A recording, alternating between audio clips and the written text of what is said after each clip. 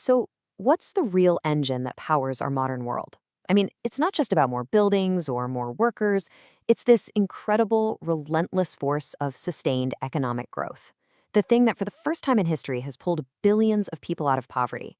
We're going to dive into the Nobel Prize winning idea that finally cracked the code on how it all works.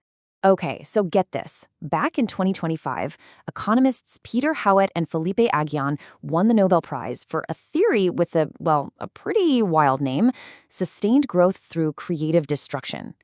I mean, hold on, creative destruction? How on earth can something that sounds so negative be the key to all our prosperity? It's a fantastic question. And that's the big question we're really digging into here.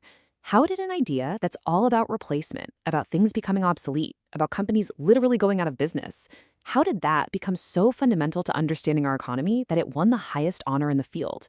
It's kind of wild when you think about it.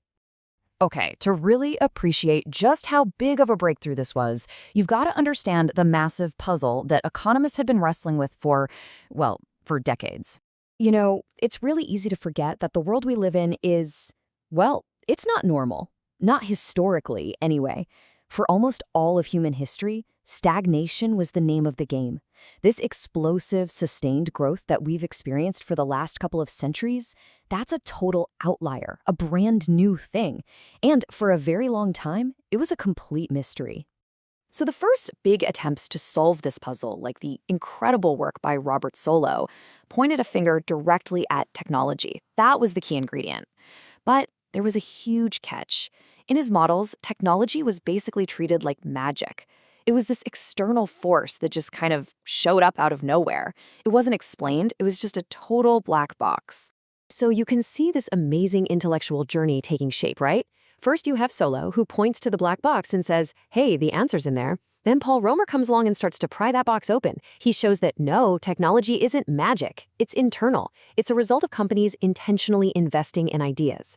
But then Aghion and Howitt take that final, crucial step. They showed that it's not just about adding new ideas. It's this messy, competitive, and sometimes brutal process where new stuff is constantly and aggressively replacing the old stuff. And this is where we get to their core contribution. They didn't just talk about this idea, they actually built a working, mathematical model of this chaotic process.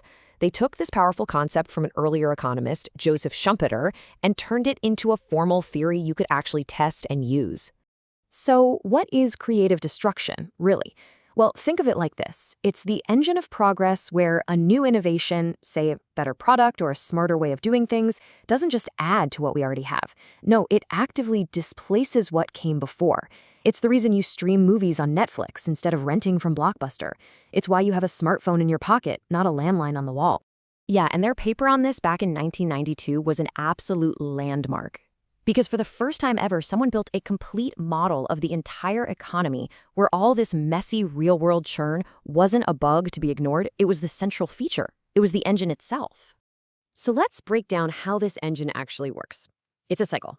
Step 1, a company pours money into R&D, hoping for that big breakthrough. Step 2, they get it.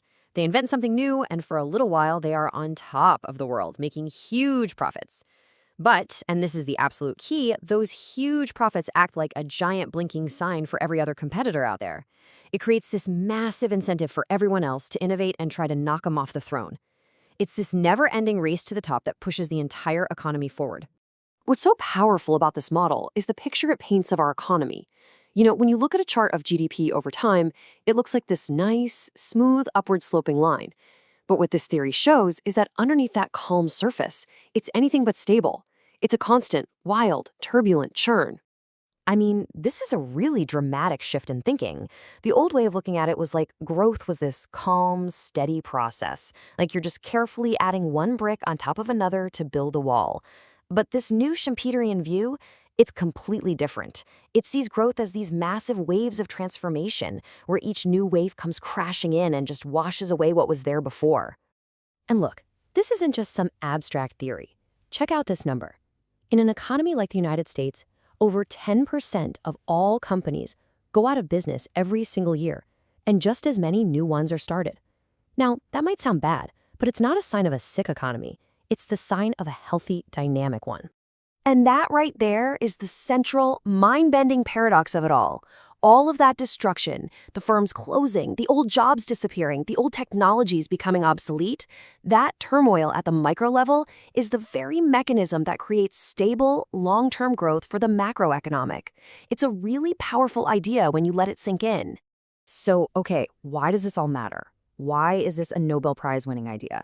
Well, because once you start seeing the economy through this lens of creative destruction, it changes how you think about, well, pretty much everything, from government policy all the way down to how you think about your own career. The implications for policy are just huge. I mean, think about it. If growth requires this disruptive churn, then you absolutely need things like strong social safety nets to help workers who get displaced.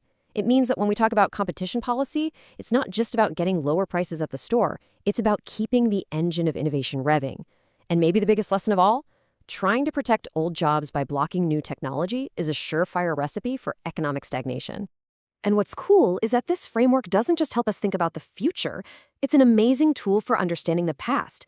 It gives us a new way to look at all the massive economic revolutions in history, from the Industrial Revolution to the digital age, and see them all as part of the same fundamental process of creative destruction. And something Howitt really stressed is that this whole process of innovation doesn't just happen on its own in a vacuum. Nope. It needs an entire ecosystem to support it. You need great universities coming up with basic research. You need entrepreneurs willing to take big risks. You need financial systems that can fund those crazy new ideas. And you need a skilled workforce to actually make it all happen. It turns out that long-run growth is a total team sport. So that's where we land. Peter Howitt and Philippe Aghion basically handed us the blueprint for the engine of our modern world.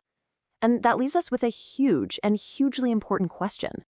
Now that we understand how this powerful engine works, how do we steer it?